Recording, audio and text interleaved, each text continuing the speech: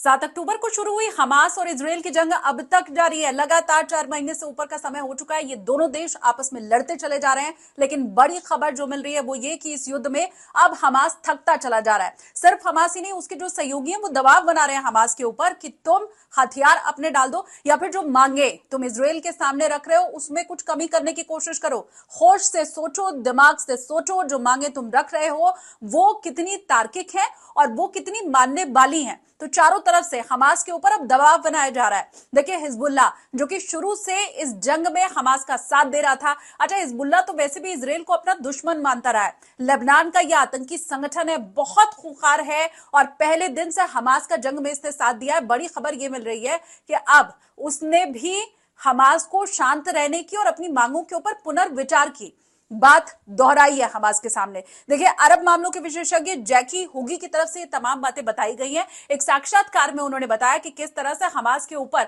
उसके जितने सहयोगी संगठन है सभी दबाव बना रहे हैं। ये कह रहे हैं कि मांगों पर विचार करो। अच्छा, सबसे बड़ी मांग जो हमास की है वो ये है कि उसके लड़ाके, उसके आतंकी इजरायल की जो पकड़ में है, जो बंधक बनाया गया है इजरायल की तरफ से, उसे इजरायल छोड़ दे। अब यह संभव कैसे है, यही सबसे बड़ी बात है और यह शर्त है हमास की। देखिए, इस जंग में दोनों ही देशों ने एक दूसरे के नागरिक को अपने कब्जे में रखा हुआ है। एक तरफ तो हमास के पास अब भी इजरायल के बहुत से नागरिक हैं, उन्हें बंधक बनाकर हमास ने रखा हुआ है, इसलिए ताकि सही समय आने पर वो इनका उपयोग कर पाएगा, वो इस्तेमाल कर पाएगा इनका। और वही दूसरी तरफ हमास जो कि इजरायल जो कि गाजा में अंदर तक घुस चुका था, सुरंगों तक में उसका प्रवेश हो गया था हमास की, उसने बहुत से हमास के आतंकियों को अपने कब्जे में रखा हुआ है। अब हमास ये बार बार कह रहा है कि अगर युद्ध विराम चाहिए या तुम ये चाहते हो कि हम तुम्हारे लोगों को छोड़ दें, तो फिर हमारे जिन लोगों को तुमने अपने कब्जे में रखा है उन्हें तुम छोड़ दो।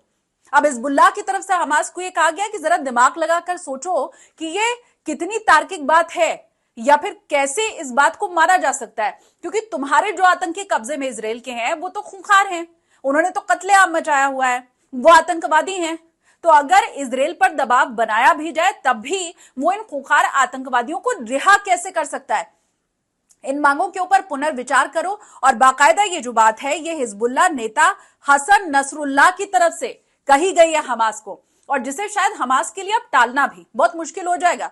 तो हमास के जितने भी सहयोगी हैं वो सब अब उसे ही दबाने की फिराक में लग गए हैं, क्योंकि 4 महीने का समय बहुत होता है एक युद्ध में। 4 महीने का समय, और वो भी सब कुछ गंवाने के बाद। अभी तक जो नुकसान इस युद्ध में पहुंचा है गाजा को ज्यादा पहुंचा है। हाँ, शुरुआती वक्त में इजरायल के कुछ नागरिकों को जब बंधक बनाया था हमास ने, तो जरूर उस वक्त नुकसान हुआ था इजरायल को, लेकिन मौजूदा स्थिति की अगर हम बात करें तो हमास नुकसान में है। उसके आतंकी वो जो सुरंगों का जाल उसने बचाया था वो सब कुछ तबाह हो चुका है।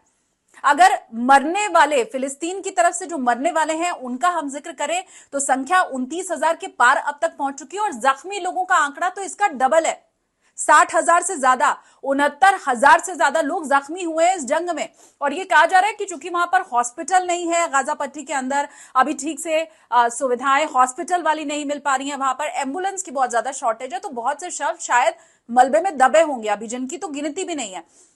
ये जो 29,000 से ज्यादा मारे जाने वाले फिलिस्तीनी नागरिकों की संख्या मैंने आपको बताई, ये वो हैं जिनका ऐलान हुआ है आधिकारिक। अभी अगर शव दबे हुए हैं वहां पर मलबे के नीचे तो उनकी तो गिनती हो नहीं पाई है। तो ऐसे में ज्यादा नुकसान हमास को ही हुआ है, लेकिन फिर भी वो लगातार जंग लड़ता जा रहा है।